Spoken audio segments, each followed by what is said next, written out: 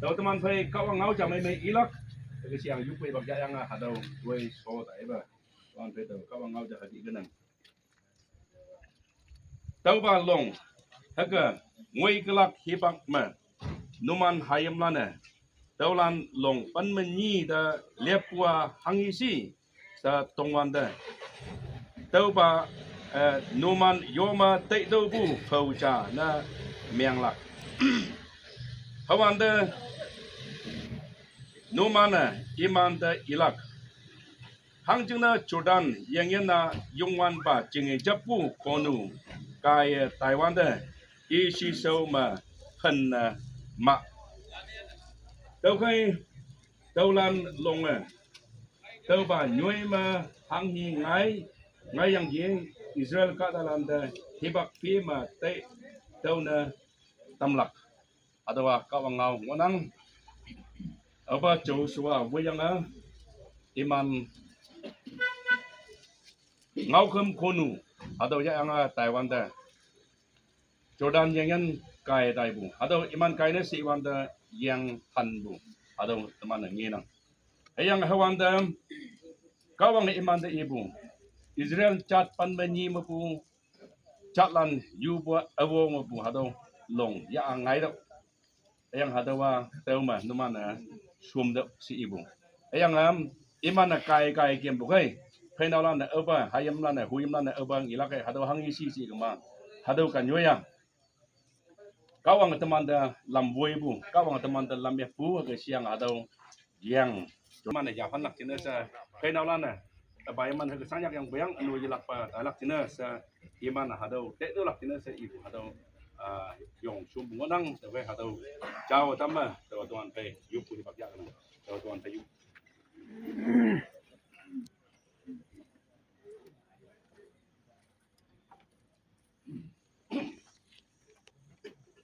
yup yup kan ya san jale ata ba yungan ba kawang nang hadaw ba anpong hibak amai yen amai chao yen kawang nang tuman da Adam yang ge nang da yelak pa menyong bu fa buai ata ba yungan ba kawang adaw lampang tiru iman jengsau jenghabu pumunok jenghabu hayang bayoi iman mong da takpu iman leng kiamatai bu adaw mission toisau iman adaw yami chaba henalan jenesa iman adaw ang dolak yang adaw metik yang adaw jengsau yang adaw pumunok ka ano mission jenesa ano bongnanga talak jenesa adaw henalan singlak jenesa adaw nyan bujang unang kecau yin kawang adaw kaya adaw pumunok jenesa adawa mohiman miang damsi baibu adaw iwan da mongda sa damsi ayang tau adaw pumunok ma maidam ayong yalak adaw long kaya nukuba kawang adaw pumunok ka da nangaw tamlak jenesa dia kecau yin kawang tuman adaw chao damni wei okay ma chao yin nang mong yaw amen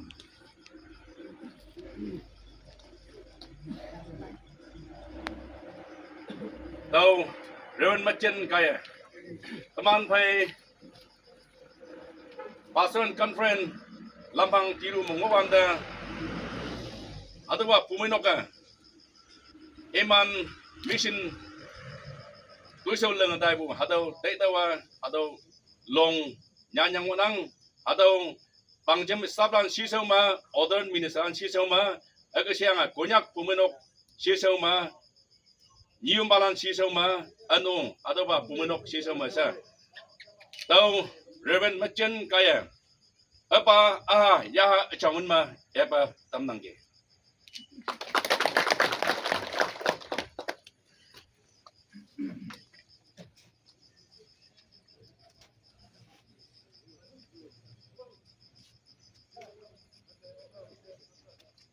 Lampang tiru baptis pumunok Mission Silver Jubilee come KBB Pastoral Conference Memorial Stone that's 17 to 19 April 2026 dedicated by Reverend Elmachin Executive Secretary KBB Mission Center Mount Nakalan mulan Yak pa jam choka. Hado ba pumenok kawang na moy manji.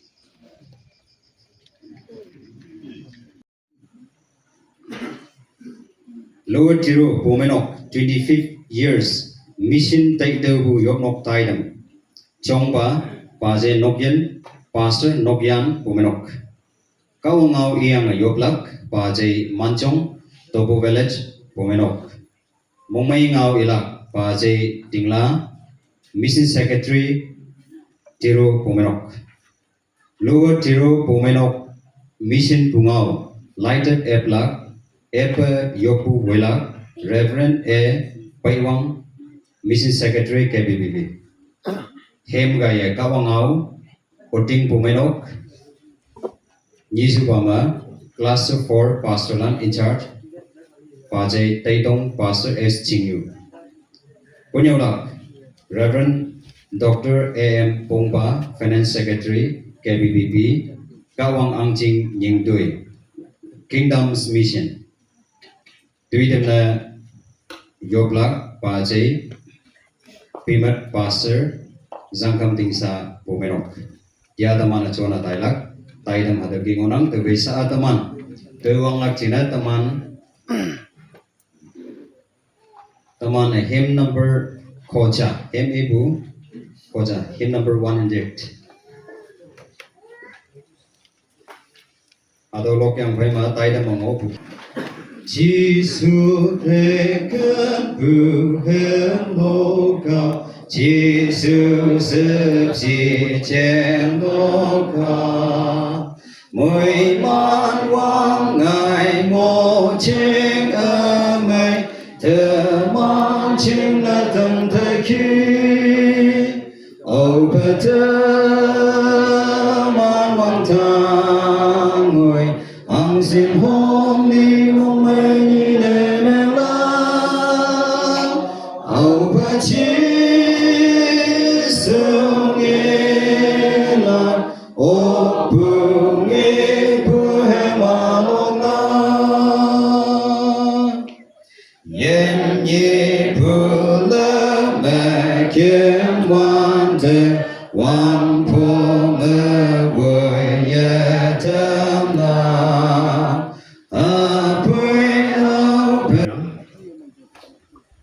Hayang kui abang na numana kawang angching hayang I achaw bayan de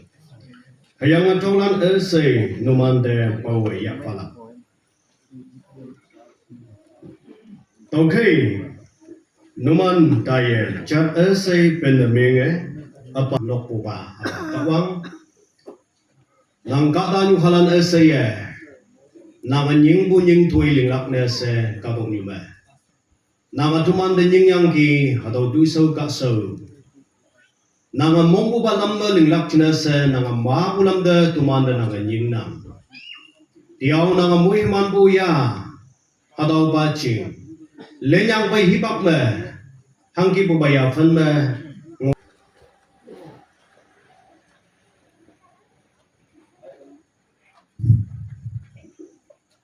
Tai nam de ilak iha teman bayi Mongmai ngau ilak Pajay Tingla Mission Secretary Anai sido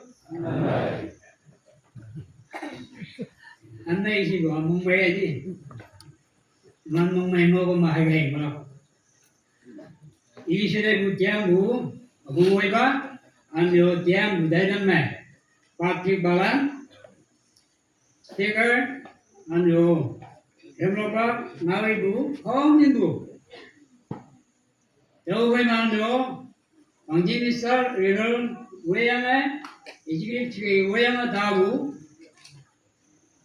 anu wadah ministeran, mabu banyak pemenang bu,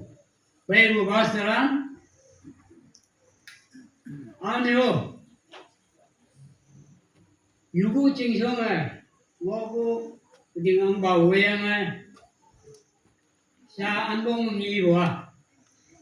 kata cetanong buyang saya tunggu aku iman dia hanya ne boleh aku Ado jangan dong na, mungkin ngau, nya teman baik cuman na, seorang ni, ado mungkin ngau tuh repeat je lah, ayam boy mungkin ngau me, dia ada, baal me bahwa, show me bunai, ado me, timing limitation je na, kuna jauh ngau, ado nama dah me. Jangan lama, timing limit je na.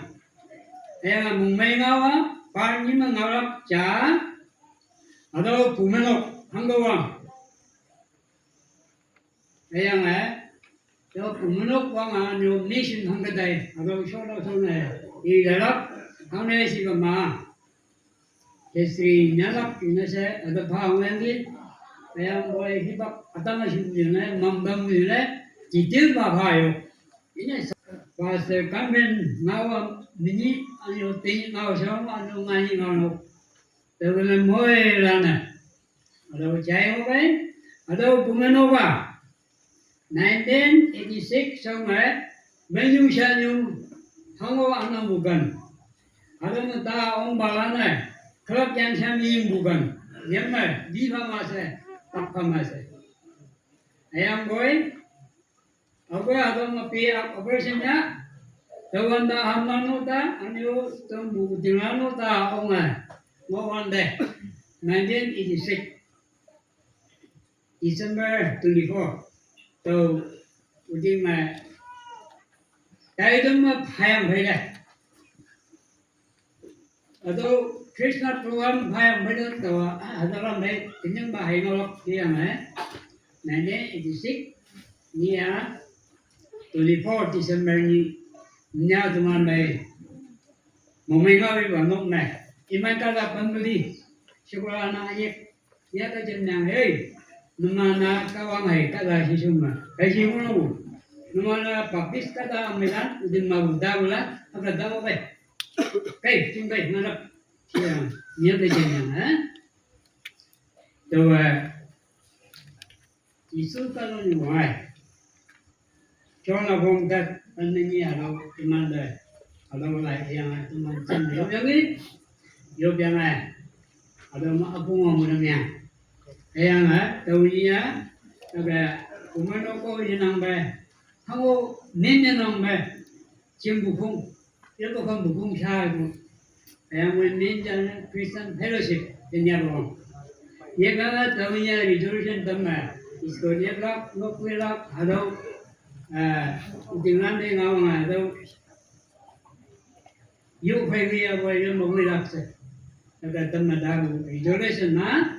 1986 temu resolution na 1987 13 December ni uding gumanok kaya. Ada resolution ni approve na nyambu, yang ada saya je pasron ni mission, yang payment no including payment agak bagus ya. Moyang Jubilee, Umelok Jubilee ya tujuan jual manusia ni, kalau jangan ini kamu, ayam boy nation, sudah jom, kalau nation na, agak minjal deh, pasca mana, tahu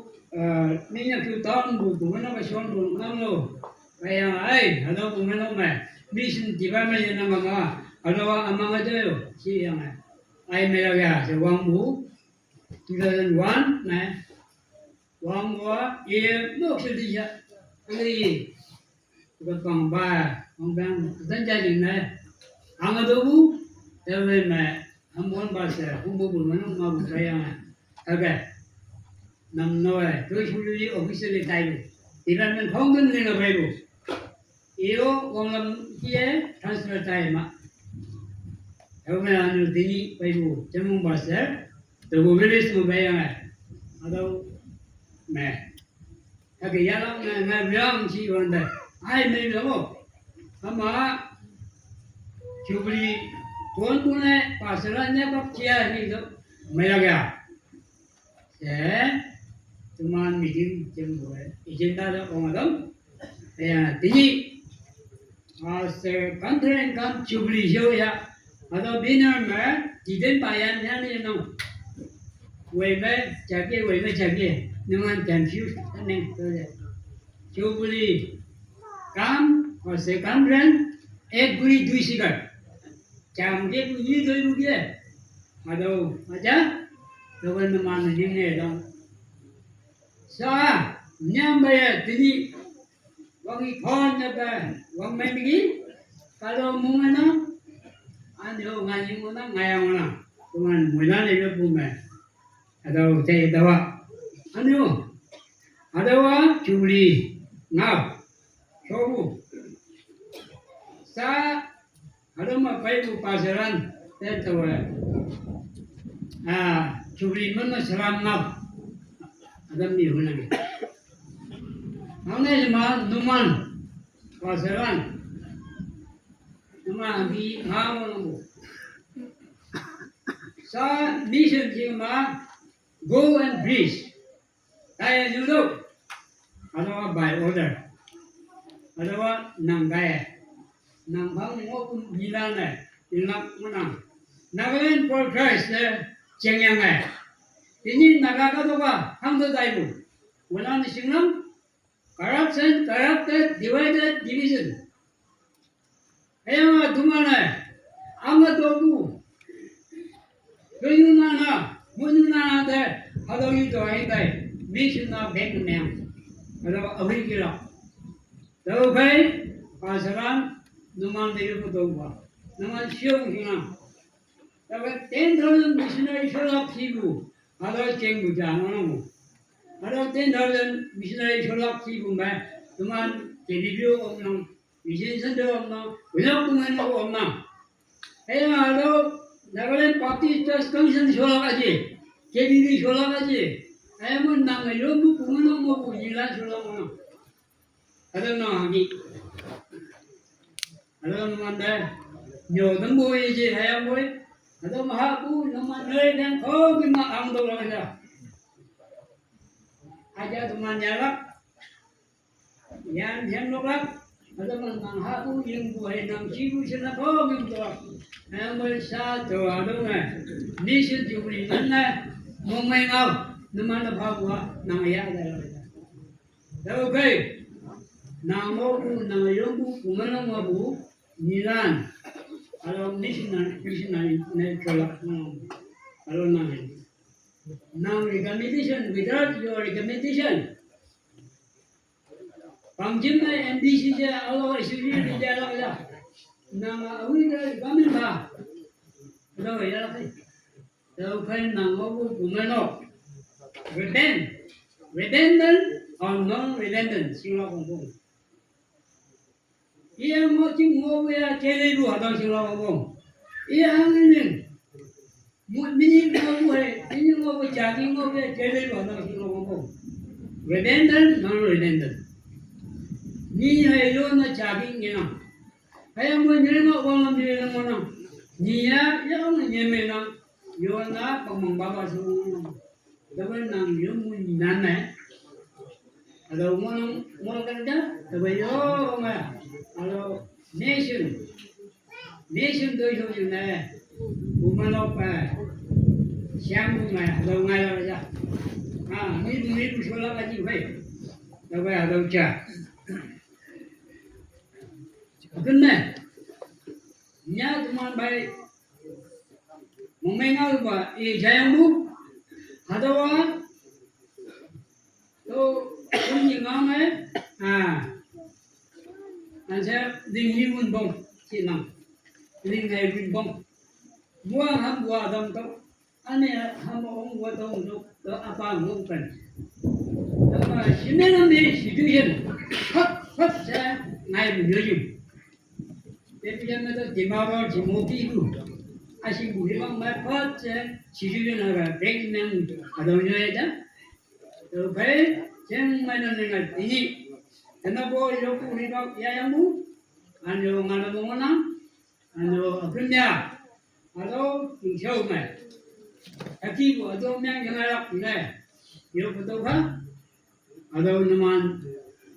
lebaran, lebaran lo, pasaran ane Ado mà chỉ số các nó dùng ngay xí quá. Đầu nhiều quá. Chỉ số các nó dùng ngay.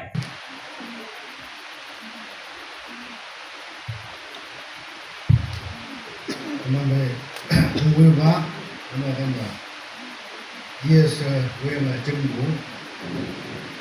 Kami Mustafa new balang, hello. Atau luar di rumahmu, pas yang atau menukar dalam, atau itu kami kita saya kaum dah menyembah. Iya teman baik atau apa? Ini mesin chính sẽ mà mission của ngao atau like app block nó sẽ phá ngay vậy atau app block nó sẽ harus dùng nang ano teman deh lo angbu kawang bungau ilak si em butia ba lo lingbu ngao app block ang hari ngay ya teman apa pasal conference tim si bu hayang bu ano atau lo yang angi ba nyan da iman bungau mo ya baik ano atau terpai yang mana sih teman atau bungau jangan sing nanti dia bungau ibu atau saat long ibu atau mesin bungau eblak sih atau menaksi teman saat tahu yang setai itu nanti oke ating bahangi balo jangan angin apa ya atau teman dan eblak mana oke belanda jangan buh atau iman Umenok ke boy mana melak ne ada dia ada epu hibak muha awang ne tawa kawang ngau ja Galatian apong book alen pan haitu Galatian chapter 6 verses 9 and 10 ada teman hati ini teman tui mai lingguda tak nyaya isengma la tawang hang jing ne teman ne jelak pe ling dema khak subu kibak ma aleka wadla to gai teman ne hibak amai ngonang kata esai jing ne anyai ne men balan nuksanan jing ne tui mai dengar kawan mau kayak membulan deh kawan memang bah atau mah sabu luar tiru gimana iman cungcung ini bah mesin kui ini kayak yang atau ngau atau nyan orang teman yang mana angin yang mau atau nigelak kayak mana kawan dan menyembah baik atau tambu atau mana atau kui pakai apa Tumanda ayan ayang hibak kadang buang kawan nangde jelak menyang parang atau kalau muda kawang akan bu atau haulak sinase atau janji bu ngawan kamu tambah mere ayang makat lambang ciru buktis kumano mesin silver jubli atau jubli sinai dah yang sao atau lo angbu atau pertama ayang 2001 to 2026 atau nama yang apa itu atau sebelumnya pertama pas apa yang atau ya lima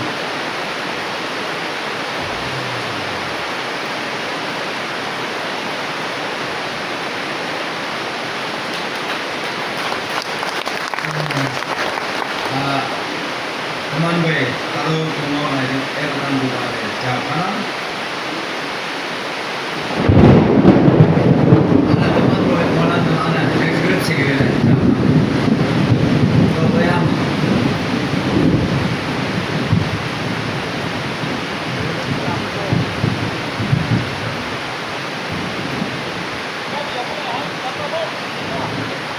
Okey, hibak kawan deh, teman saya atau lambang jeruk jenis saya, jim bulan teman deh, yuk hibak saya teman, wang nyak tu anu sawai kainang tahu deh, mulai je paino, yang boy, pas sebu yang lah, awin atau paino lambang jeruk kawan, bulan atau ini deh, atau shopping atau cara kayak kami sih, teman atau paino je, bawa lah, jadi si Luyang na ano pasaran ano atau pay mo kumandi di mana sa yo kata ano sa teman pengawa ketun atau mission atau kisah jelak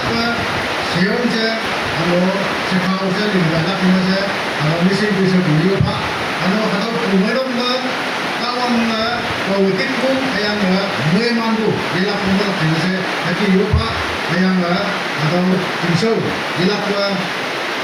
ngomong namai simba manda atau oka samba siang je kailak kena je tinggi buat pasal conference tim buku teman atau yang utama atau waiwang atau kawang lang ketambah kena je teman sebagai ubah kena je teman ayam ayam kita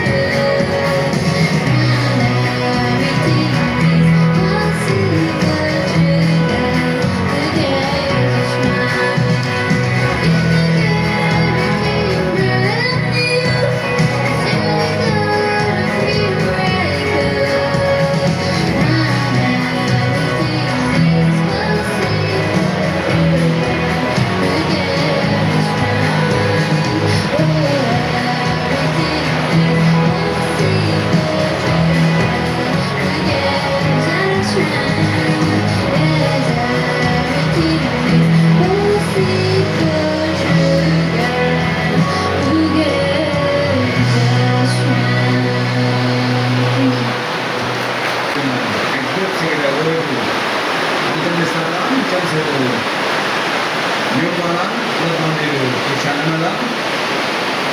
baik itu punya jinga ini jadi yang tu yung stem punya atau baik itu bayang kami sisa tayo ana awas yang tu ada yung nok mansayanya maya yung muyanya alak sa tayo ng baik ayang mo tirulana baik kayo kang mungmayan 하자니 아니요 교만자 묘나 왕이 옹양되는 옹노 하이면이야 어게 와이게 고도는 마야 무 우주잖아 어게 몽이나 나긴 하잖아 와이게 도 우주는 나오면 유잖아 아양 보이 제가 우주를 막지나 도나 아도마 나는 뭐게 로드를 보면은 mission 25 years take over dia hadu kaidan ja punya pangjam de lamau di uduman jinga yuku hibak alak jinga kaidan ja ya kai se yo botong mande mumbai se punya pangjam teman de kaidan ja hayang ge tabai teman muilan menma ada adam de ngo jinga mu thaw dai nam tabai awang na pai bu delicate plan ada adam Hengau mantau ber, mau boleh mengkama, ada report yang kaya, hengau atam yang mana, manu belan mau boleh mengkama, delegate selan cina haru inam, ayam itu mana dia, manu belan memang anu special prize adam deh, gift adam deh tahu tenang, atau teman mulan memang, cengmelam dengan, hibak mayang ayalak cina, tahu nyek punya haru nyuruh cama, bagai noman juga ngawan deh.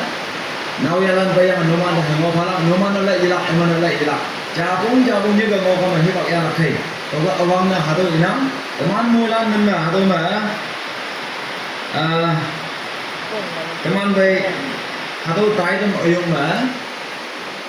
hanggi pha dam bulan jingna ejing abu ngau te mangonang nyek bulan hega bay dai awang na teman bay Reverend Changmo Evangelist KBB nyek bulan na abaya toga ikan ilak tahu ma Reverend Dr. A.M. Bungba Finance Secretary KBBB tahu ma Reverend M. Tongnong Pastor Dimawur Pumeno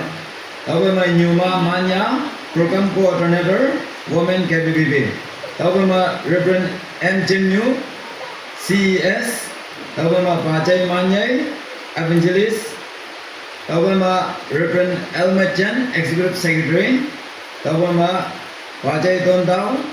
Education Secretary KBBB, tahu ma Nyuma Lia, Women's Secretary KBBB, tahu ma Bajai Wangja, Evangelist KBBB, tahu ma Reverend Baiwang, Mission Secretary. Ceng malam dengan nama jam atau ma yang baik.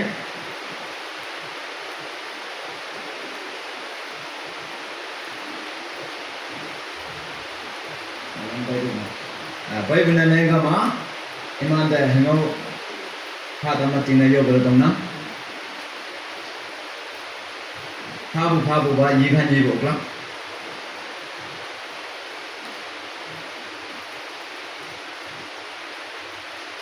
Ane iman dah pabu anda mayang hibak yalak cingna, ane lam teman mulan memang ane jam,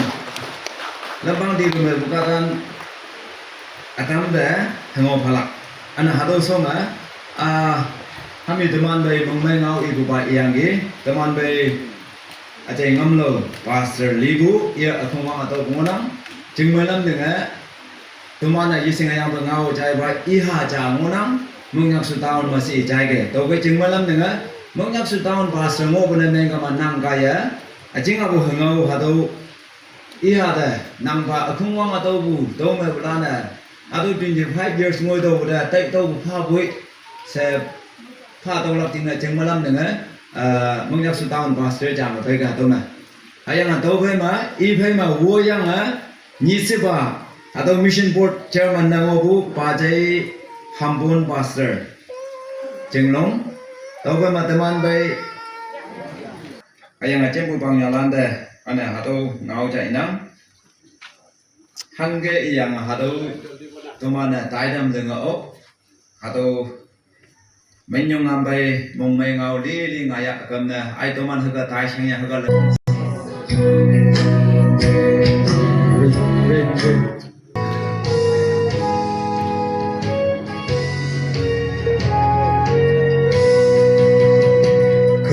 ca ta làm sớm chân những người ca sâu chiều ngã sơ sang nhạc ta lên vừa đi rô la cao vang ở môi hai mắt xin nhị bơ môi hai mắt ta với nhau pha tìm khi xưa qua ở thăm hà ý ám trên cha lòng thăm thầm riêng lan hay nhị yom ba la nam ám trên cha lòng làm ngơ người nhị làm bầu mưa ốp làm ngơ ai ăn mây mà ăn cam vàng nhị vợ môi hay mang thở ta vang mi ông hoa chỉ mưa chỉ xí hoa ở thầm hà ý ám trên cha lòng ngâm hà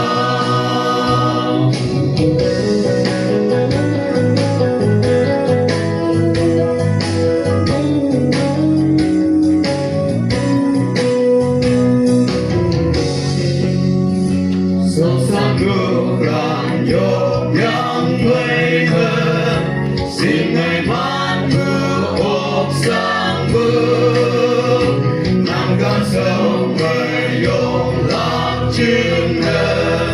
ca ta ở mây ngài đâm xin đâu có chim sờ găng lên thấy hà lý hằng vậy là dân cơn bơ lòng như mơ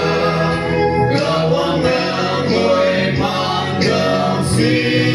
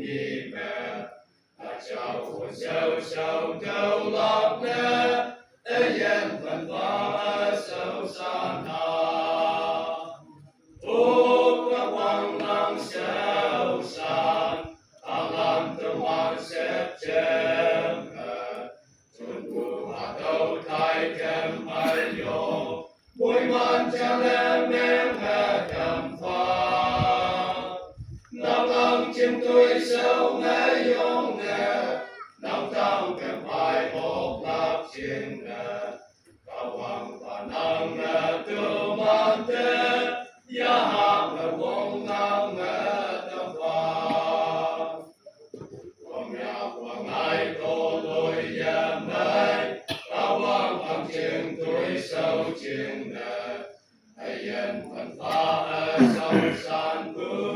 như yong pa lan tem an ngô na tên ni sang ya vui ở kem ni mùi mang cầu lạc sẽ mong nam hà ở tim và Krista làm yêu mê kiếm vô tâm an đại yên ngô na ô các hoàng năng xeo san và lan tu man xếp chém chúng tu hạt đầu đại đem ai yo mùi man cha nên bé ngờ cầm pha năm năm chim tuổi sâu mê yong nè năm cam kem ai ốc lạp chinh nè awang panang nè tu man te ya hang nè wong nam nè tâm pha Hango kha bu anam. Yo mai nangi. Mung mai tuman yo mung mai na sa ba. Yo la bu ke ke. Hango anam bu. Ami khung khang bu anam be. Lap tai ju sai yo mung mai. Ta ke tuman ka bang ngau chai lang una. Anye ne hado pumanok. Lampang tiru pumanok ke. Ka wang ang ching ning toi adam ma mai dem ja a dwelling thousand bible te ning wang peng ta pe mung nga ngoi bu chubli mo ya bai shi bu adam olen che yo ngom mung mai ya nang punya pangjam atau naman ling budai sau ngiyama mung mai nang anu ka wang da mai yung bufanang naman da sabsi hawa atau ki bicu da mai anu tu sau hau dem jinasa jelak ba naman continue lang tak laksa mung hampa yang ona adoma lai shiba ma tamana chayu bu ngomuk adoma nyana onang wang tang ang jing chiang i bu onang kawang ang jing ning doi se hakya lai wanda lai shiba ma awang ba ang jing ala ba jing chepu ma awang ba ang jing kingdom nyan ngo kwa Matthew abung lim aleng nima nya yang ge tauma hakya nyan ngo na in saying repent ye the first in saying repent ye for the kingdom of heaven is at hand tau phama haki iyang ge mung lap do wang tang ang jing pai de gi wang tang ang jing tamam pai mo na hadom mat Matthew lai ma ke wang tang ang jing kingdom of heaven sa hagi nyan mo na Matthew lai li ma kingdom of heaven sa nyan dua hadaw lai Yehudi lang da address ni myang bu jing ne imana ka wang se imana ima ju mai ngau lak jing ne yo nyam bu jing ne iman ka wang se direct yo yo i shi bu jing ne to nya wang tang ang jing se i address ni myang ba do jing ne myang bu na kingdom of heaven kingdom of God se i be Yehudi lang da kingdom of God se chu ba ha ke ibn myang ma yo hi shi bu ki ha ke de la lebih jama jayung ada mo nang reben ada ojai tolong holong anu jogo mo nang dawa reben holong reben tolong si gema ada acing na yo ngai mai no iman min yinga o iman min de ada dawa iyo mi alo nyema haki ide iman address miang beri miang ma tawa iman men to yang ibo la hayang boy sa teman mung ba tawa iman de nik beri miang ma Reverend ojai sa ge la Awi ni pa ya sing lak. Min ju lak. Tau lain ma iman Israel ada di Yahudi landa kingdom of God si iba. Kingdom of heaven si yang ke. Hayang boy. Hadau mu gospel, same gospel mu. Mark, Luke, ano Junma, Gentiles landa, idulanda ibu, laima. Kingdom of God, kingdom of God, kingdom of God si hage address niya ngona.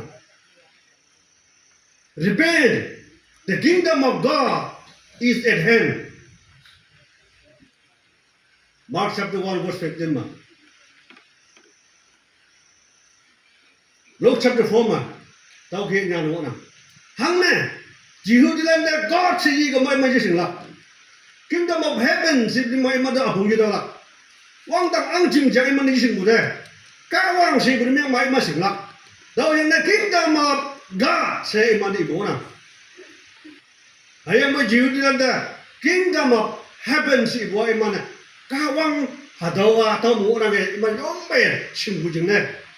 Hado mung da onga temla jine ibo na hado ma awang pa missionary Christian missionary ya awisi pakti ba chungo na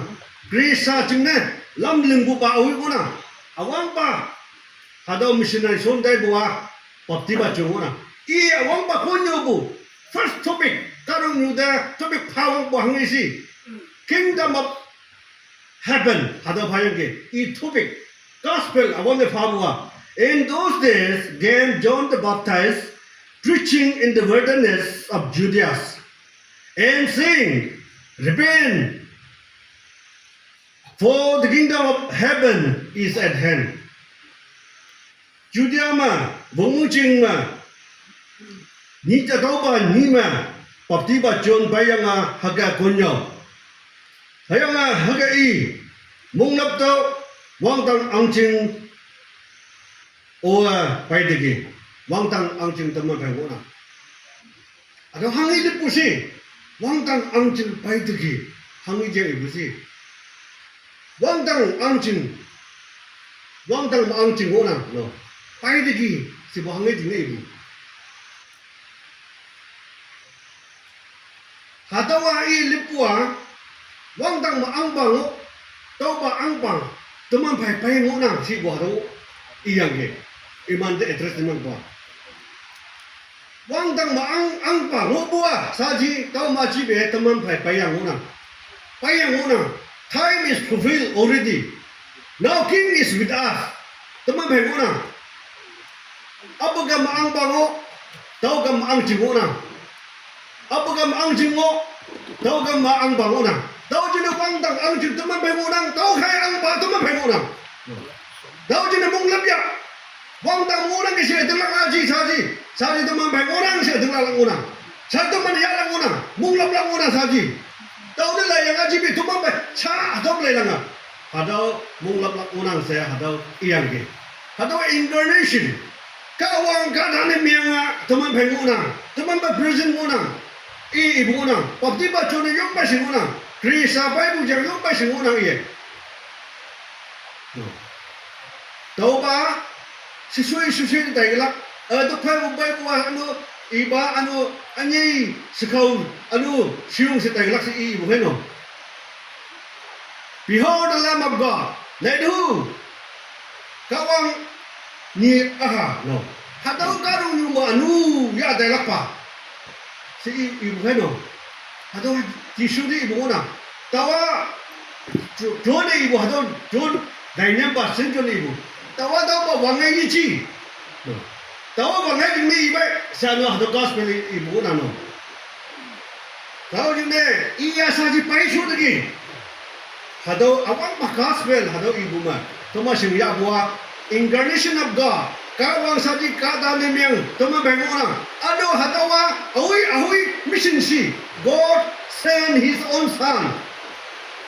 kawang I halom I phai ni hado I mission mona hado gunya pangjam mission ni ji no Lord di ro limbu mission ba ji nangal limbu daw limbu mission ni ji hayang boy God's mission hado kawang angching mona kawang angching jing doi mona kawanga limbu hado i toisau hado ning toi ngona leting ngoma misio te sibu hado mission of God kawanga limbu mission ano I sin kawanga sudah taibu hado te ibu ngona Greek nom apostolos sim aisen tawa sulit tayo no good purpose hado sulit tayo hado di ibu na Greek nom ibu de no hado wa mission hado wa kawang our God is sending God kawang teman kawang sulit tayo ba kawang una hamne John chapter 3 verse 16 ibu hangi usi God sent His only begotten Son. God gave His only begotten Son. Ahu ni semua sih karun ni seorang ke. Hadau karun ni semua karun ni memang tak macam ni, kandang ni macam ni semua isi. Bah, hadau son tayo bupai karun ni gila macam ni son. Se John chapter 16, 7 dem haki What? God sent His Son not to condemn the world, but save the world through Him. Hadau cengma, hadau son muna. Gospel lah, hadau kawang kata ni menga, kawang iba son te buat, nanga punggam buju, no, nanga punggam bupa, nanga kupu lebu je, haki condemn ni menga cing ni aji. Hadau kupu lebu hadau ni yang pai, cing yang pai. Ano cukup buku lama-lama dogi cutai musang ma musang buku nyuba yang buka awam lama bungi yang kai nama awam nyuja sinyo yang lebu jasi takai sangku jasi hayang boi wang tang ang jang ada yang ke mung lep ya si bu ada no i mutak ya wang tang ang jing hanggi yang iman de Brazil ni mela no hadau muktak pe yang ke tau cingna jama de sing ya laka miracle hadu doi mal ning so ma hadau kawang ning doi mo yang ke pumanok manang ko so ma kawang ning doi mo yang ke theology manang so ma anu hadau kawang hadau kingdom mission hadau mo yang ke hadau kaye toman pumanok ni meyang tem tau phai mo tau ki Chalo nu tai, hakya karun ni bahake tai mungina. Matthew chapter 3 verse 2 ma. Repent, the kingdom of God, kingdom of heaven is at hand. Hatau tubik nyau tiki se Matthew chapter 4 ma. Pakti ba jona ho dai ang tam ang ayang kino. Ano i nyau bu hatau gospel hatau wang tang ang jing ning doi jang nyau laka dai na. Hatau nalana pakti ba jun nalana ta da ngai. Ahu ngai usi sigin missionary na ahu ngai usi Jesus Christ ngai ke John Matthew chapter 4 verse 7 ma. The same topic. Repent, the kingdom of heaven is at hand. Matthew chapter 4 verse 7 ma. Jesus Christ hatau Galilee nah yang Galilee yang na jume nya om balan Simon Peter hai Andrew iman awang ba hatau bonyo buai mung lapo iman ho yang ke tau mo dai bu disciple ni yang ke disciple meaning followers, disciple meaning student. Ibhe wo ke bu student lan pa mi ingo yang ke no Bami yang Matthew chapter 5, chapter 6, chapter 7 ma iya yo mai konyo yang ke. Bami ni de ngau yang ke. Aba musahibak mo ki hayang ko sah ki wala. Aba musahibak mo fu ala chang ibu nang muk bindok nang muk miang kama nang oi jam ide muk bindok si ibu. Nang fu ala chang ibu. Ana hayang ko tawa nama di ibu hadau set ko di mema hadau si ibu hadau Matthew chapter 5, chapter 6, chapter 7, chapter 7, chapter 8 ma au be ngi la ke ka tang do ongbu iman cham si yu yang ngundak pa hadau Jesus de amakum worship him ni meng bu ne katalan yo nga stumbling block ni yang ano yasa hau bune ka ano nukbuba si yang hang ne worship ni yang no se chapter 8 ma chapter 9 ma jindan dakuba de jisu yang ke saji nang tak mai de no miang ha saji mai de ke nang anu win de ke si yang ke tau jing ne katalan na ini hang ibu si ha jisu adawa kawang kunyo nagyo kawang ki inagyo no blasphemy de me bu bayang chapter 9 ma i kandam ni miang wang yang do jing ne iye wang tang angjing o pai de ke se ha dau to bika chapter 9 ma to yang ke iye kunyo bu yin lak de ke direct i yin yo ayam chapter 10 bo dang chapter 10 ma iye apostle land sunday apostle means I send chapter 10 verse 5 6 7 ma like ma I billion chapter 10 verse 1 2 ma like ma I billion ni bichim ya ma chapter 10 verse 5 ma ima sunday ya ki I send the cyber land ni bichim ya ma apostle ni me din ya I send apostolos send saji iman disciple pamni hadau Egypt saji imana missionary pamni ni me din ya I send apostle ni me din ya no apostolos ni me din ya ano imano kunyo awang patubig hangisi repent the kingdom of heaven is at hand hadau tubig hadau nyogay si yang no hadau tubig mu same tubig mu hadau ilak chine iyang ke and these 12 Jesus sent forth Jesus sent forth hadau apostle nimyang tebu sudatebu and commanded them saying go not unto the way of the Gentiles and unto any city of the Samaritans enter ye not but go rather to the lost sheep of the house of Israel and as ye go preach saying kingdom of heaven is at hand preach kingdom of heaven is at hand no chapter 10 ma ada direct speech ngobu chapter 10 la enge chapter 11 12 ma the like one the turning point mo yang turning point da hangisi parable ngolip ibu mo yang ngolip ibu so yang phai ma iye monglip do ya do se dang bu hango yin ye iye au hi nango iman jaya ngolip lipi e akam ni khau ma iya da ngolip yang hakil la yang lupu jame ta hadau daibu hadau jang ibu yang hadau ta saibu hadau de katalan hadau hangi jang ibu do jang ayam ba ka tadi ibu ba yisin hadau akam ne iya yong ai ko ye yang hai ma au hi na ngo eman jaya saji kambu hina hamia wang tang angchin o bai de ki ya do sibu kambu esok ma punyo yang saji indirect au hi na ngo eman jaya sa hadau wang tang angjing punyo bu hage dai gona ti tomanda hadau ning tempo hadau wang tang angjing ning toi tomanda pa yang gona bi accidentally goma gresham ne me buji tomanda accidentally aji toma yong mai gresha ya bo yong mai sia yang ge tomanda missionary sun bo accidentally sun aji missionary sun dai bo volunteer sun aji ola send out tomana kong grace ha ne witness ne mela tinasa sundai bu si ingona no naman nyam lagi nang bau lagi nang no ning ne lagi nang hang ne wang ta mu bu angan mu ada ko bu phai ngona karu ni mu angan mu ada ko bu phai ngona nau khai dai do no nyau to anu bin ni me dam do aba aha hayang achau ya ha ma papti dam do nyam lak chang i yin no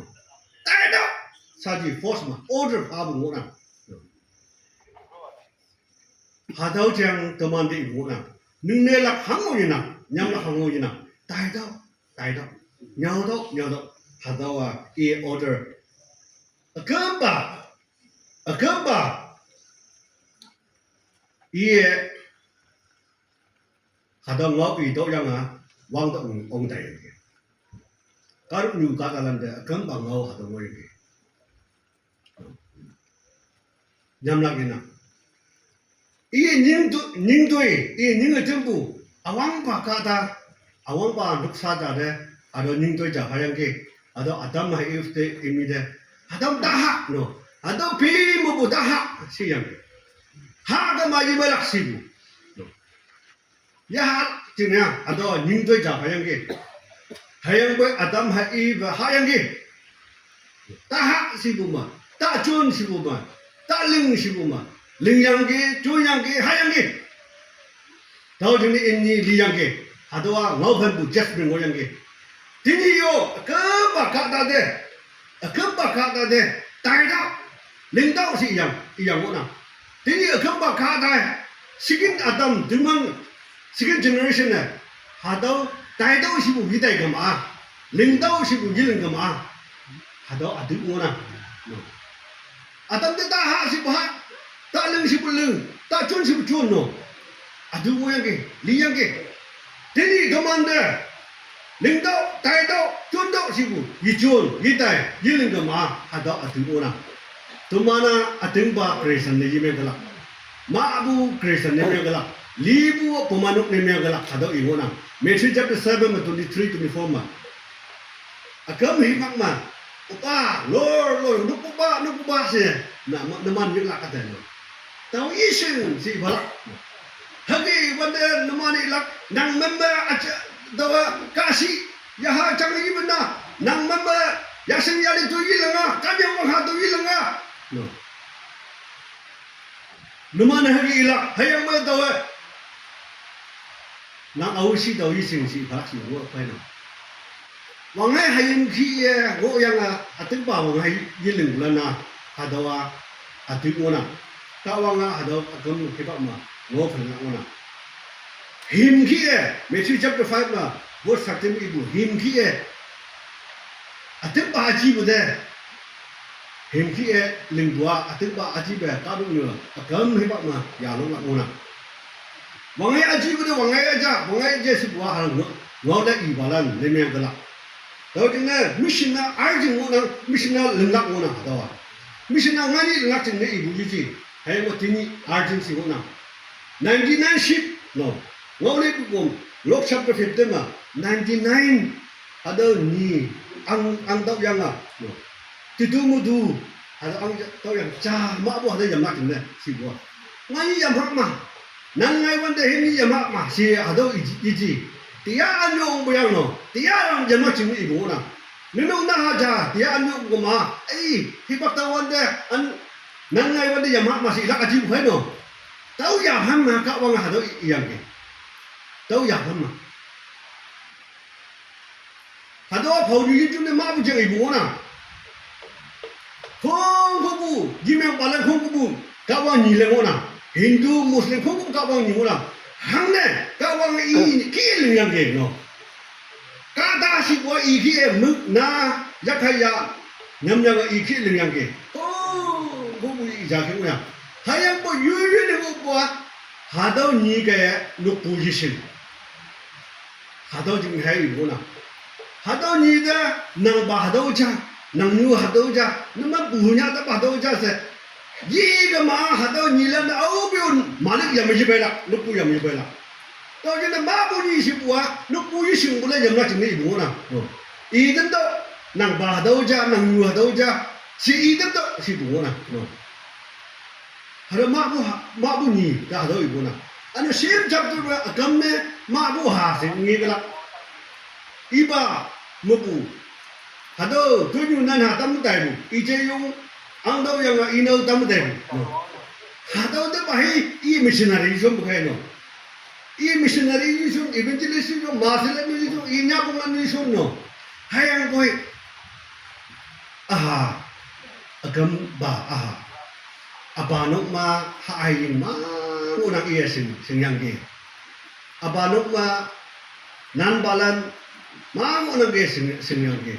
ni mo nang haaying mo nang yue phan mai mo nang kung bu sing yang ge tao khai aha ti nang daya boy ni cha ba nang dai yi la ma bu ha de nang no ma de bu yam do se di ija tai do si di ija hayang boy ni ja ba I pe gelak se I ba kita gue nge hado ma bu ha atung me I ba te bu ki I bu ki te bu ki I ba no mo bu ha yin ni se ngi nu ya dai phu bu so de sa ji a khai ha wan de tai do yang ke ata he aba no ma no ha bu yi kam ba yin bu yi kam ba ya bu yi so ba nam ba lam de sen ngo no toi ling so sen ba la de sen ngo aba no ma ha do ki bo a khai de pha go ta tin ya khai ha la ngai yang no aba nok ta lai li la no awi de yi bu yi lai yi bu khai no lai yi ba da bu ngo na ha do aba nok sing yang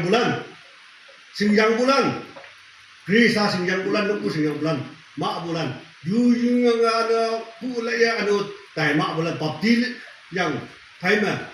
hado ni ja ba la yi la hado li bu silang ma I mung lap lap chang I bu na hado men yen pha bai pa se di do men de yak de sing yang yu pum cham pha si do ning gao ko nga a ko ja no hai yang pha hado I agam ba 我们也不摆布，搞我也不摆布的面子了。还都讲分买，我了我了。还因为，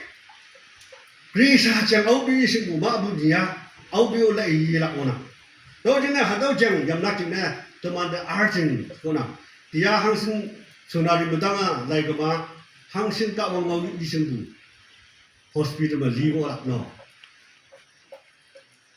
还都讲带到了我呢，搞我讲这这呗。 Li bulan hagen gona.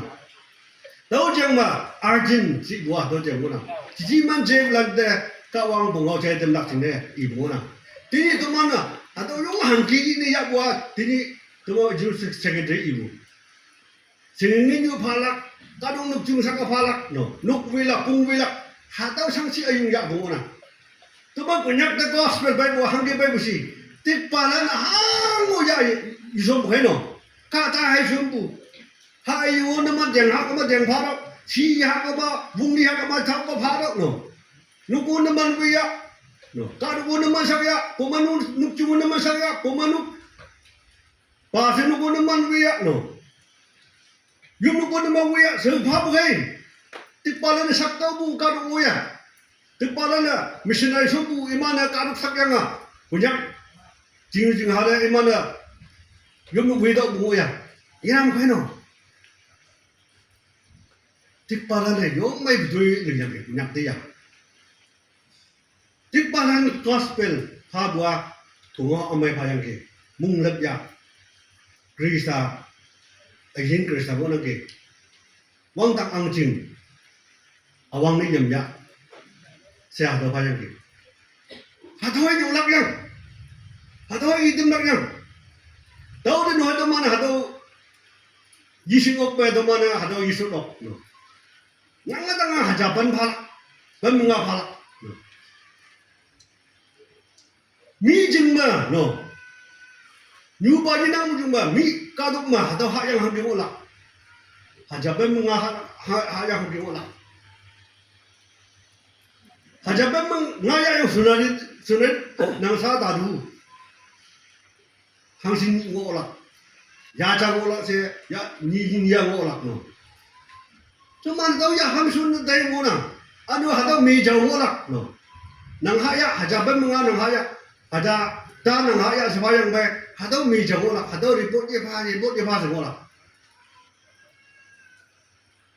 미에사 미션을 좀 도와 낭 하다 하도 요 아노 하다 배 하다 링 까다 자데 리푸자면 이 Pakai mani halak ini 30-40,000 lah.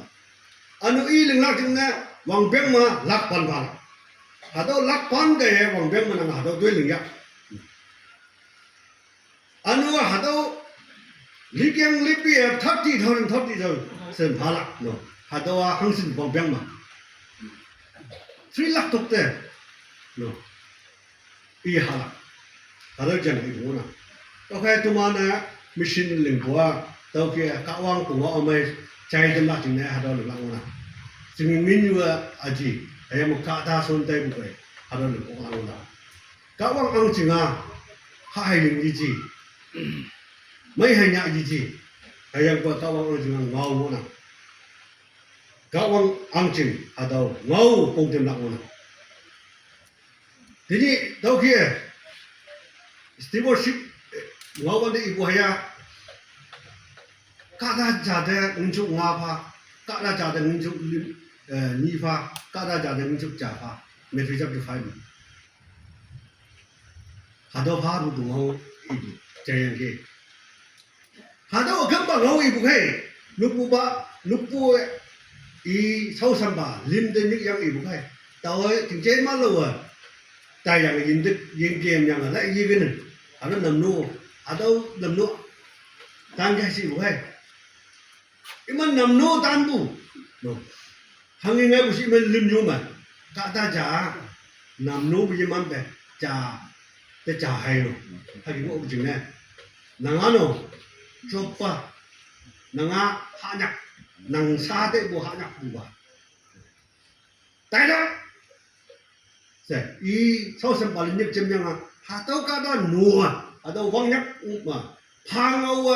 ja bu de tiếp tục sắp bùi de 10 分钟10 分不开弄，每次接的7嘛，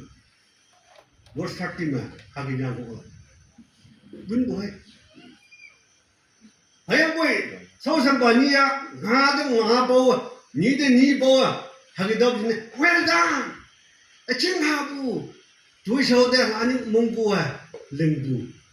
真的，那俺的你当啊，对你那啥当嘛，那俺的过里面了，manager 里面了。well done mai nang ke chịu thôi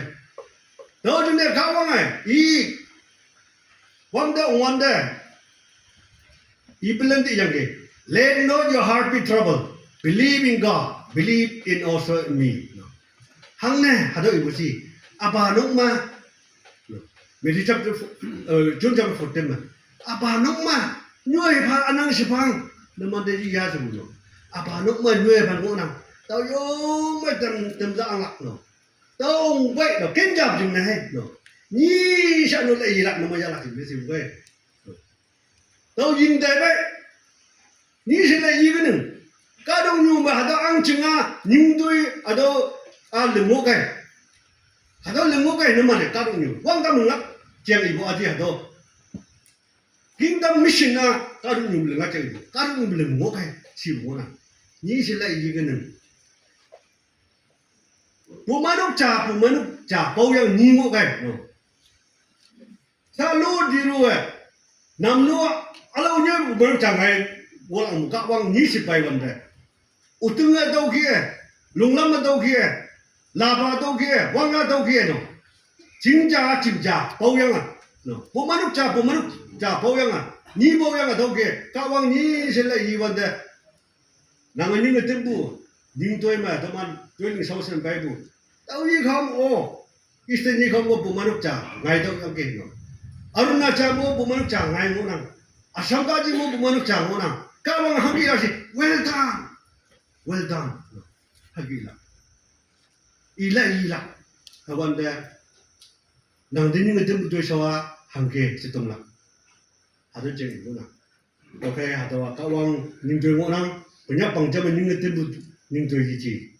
ada pemanu kaya ning tempo ning tu ji accidentally to malung lak ji voluntarily lak ji oi la da do Christian si bulan da do deng lak jing ne ada due mung cham ngai lak ngona sa kawang ngau kaya yang tenang jam lam mai